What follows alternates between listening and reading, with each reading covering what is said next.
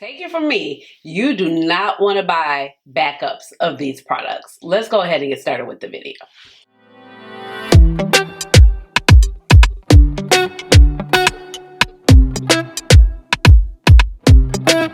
Hey guys, this is Ashley. Welcome on back to my channel. So if you're new here, welcome, and if you're oldie but goodie, welcome on back. My name is Ashley. I have a doctorate in pharmacy and I love makeup. And this is how you get Dr. Ash and her makeup, but please just call me Ash or Ashley. And eyeshadow is literally one of my most favorite things to talk about here on my channel. But today we're talking about something a little different. And I've kind of done a couple of videos like this in the past and just talking about how much we spend on makeup and how to buy makeup, or at least what I use to buy makeup and stay financially on track. And here is kind of like another installment and things that I just think like you should never buy a backup of. Just learn from me. Take your lessons from me. Don't do it to yourself. Okay, so a couple weeks ago, I actually just did a video where I was just talking about the things that I learned. A lot of it I learned like kind of before YouTube, thank God, because if I had learned this while I was doing my YouTube, it would have just really basically been a disaster. Like mistakes that I made financially, buying makeup, getting into the whole makeup scene, looking at YouTube, buying products, got to keep up. And not even so much keeping up with the Joneses, but like, oh my God, this is coming out, this is coming out, this is what I want. And I basically kind of go into the whole method of how I buy makeup and stay on my budget. And there was a couple of things that I mentioned. It's like buying backups of products, okay? So these are about 5 products that I definitely do not recommend you purchasing backups of, no matter how much it is your absolute, oh my God, this is my favorite product ever. Don't do it to yourself, okay? Just don't do it, okay? So the very first one, don't buy backups of lipstick, okay? It actually takes, and really this is like all of these products is kind of going to be like the same thing. All of these products take exceptionally long to use, okay? Even if you're using it every single day, reapplying it multiple times a day, I mean, it's just like, if you got one face like me, it's going to take forever to go through these products. And even with me going on here, coming on here, doing videos, changing out these eye looks, you know, 1 palette, 3 looks and everything like that. By the way, if you're wondering what I'm wearing today, I did film this, but I can't say what it is yet, and because it is something that I did get in PR, but it's a really beautiful look. So you'll see it soon. So I did film this if you're wondering. But like I said, even with me going on here, taking my concealer off, putting more concealer on, taking my eyeshadow off, putting more eye primer on, putting more blush on, all these things, I still don't go through the products super fast like you would think. So it just lets me know, like, you don't need to have backups.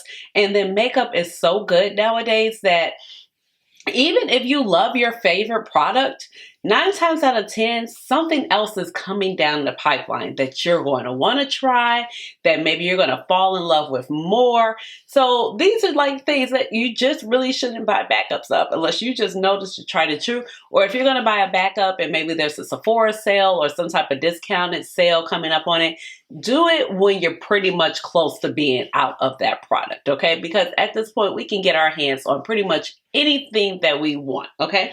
So things that I definitely don't think you should buy backups of, because a lot of this, like, we're going to have multiples. If you're anything like me, like, my collection is pretty big. I mean, it doesn't need to be this big, but I do keep other parts of my collection a little bit tighter, i.e. like my foundations and my concealers and blushes and bronzers, although my blush and bronzer game is starting to pick back up a little bit, but I'm thankful because some things were sent to me in PR that I really do like and use. But 9 times out of 10, that's not the case for the average girly. And I do purchase majority of my makeup, okay? And so the first thing I would say is lipsticks. If you take an average lipstick, okay, I know I don't wear red every single day, but this is the Fenty. she's still good. A lot of the products, they stay, okay? Unless they start turning putrid and these odd smells. It doesn't really kind of smell like the original smell. It has like this chemical smell. It starts looking funny. Then you pretty much know that a lot of the stuff is expired. You know, the things legally have to have an expiration date, and this goes with all the makeup, you know, only good for 12 months when we open it, but we know that is just not the case, okay? Like, literally, I use my Pat McGrath foundation. Now, this is actually my second bottle of foundation, but I've had it for a couple years. It still looks good. Yep. Okay. So the first thing I would say, lipsticks. I bought this Fenty lipstick when this first came out. This is her first shade of Center Lip Paint. And her brand came out, I want to say, in 2017, 2016. I still have not used it up. And you can just think about all the lipsticks that you have in your collection. You know, you got your pinks, you got your purples. And if you're a girl who loves nudes, and you know, we will find a way to justify us having the same nude lipstick in multiple shades. And I'm not here to judge, because I do the same thing. I have some of the same red lipsticks, some of the same purpley type of lipsticks, and pinks, and all of the things, because it's this formula, that formula, this person that we like, or this particular brand that we like. Oh, we just want to try the things out of curiosity. So definitely do not buy backups of lipsticks, because they're just going to sit there, and it takes a very long time to go through a lipstick. Just don't do it, okay? Number 2, highlighters. If you guys know me, my favorite highlighter is this Maybelline Master Chrome highlighter. Let me find the official date for you guys of when this came out, okay? And as you see, this little $8 has taken me far in life.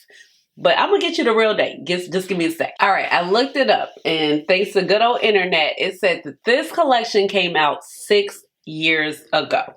I believe it about right. I know it was prior to the pandemic, so that would put us about 2019 into 2018 for this particular highlighter. Look, I have broken the top. I use this basically in every single video that you guys see me film. I use this in my real life almost every single day.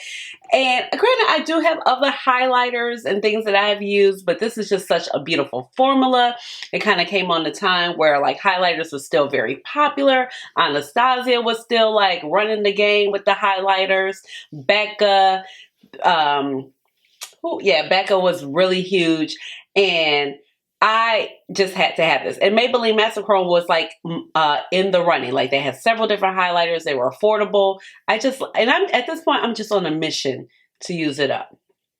And do you see how long this product has lasted? It was $8. Now, I do have a highlighter by Pat McGrath that looks just like this. I have not touched it hardly, and it's the Divine Rose highlighter. But as you can see, this product is never ending. When? Do not do it to yourself.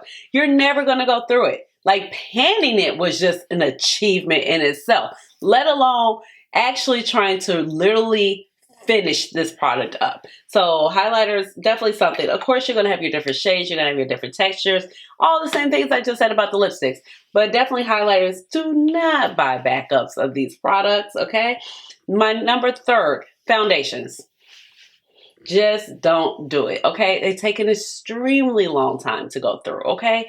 I mean, unless you're like, probably like our moms kind of growing up, where she had that one foundation, maybe using up a couple months.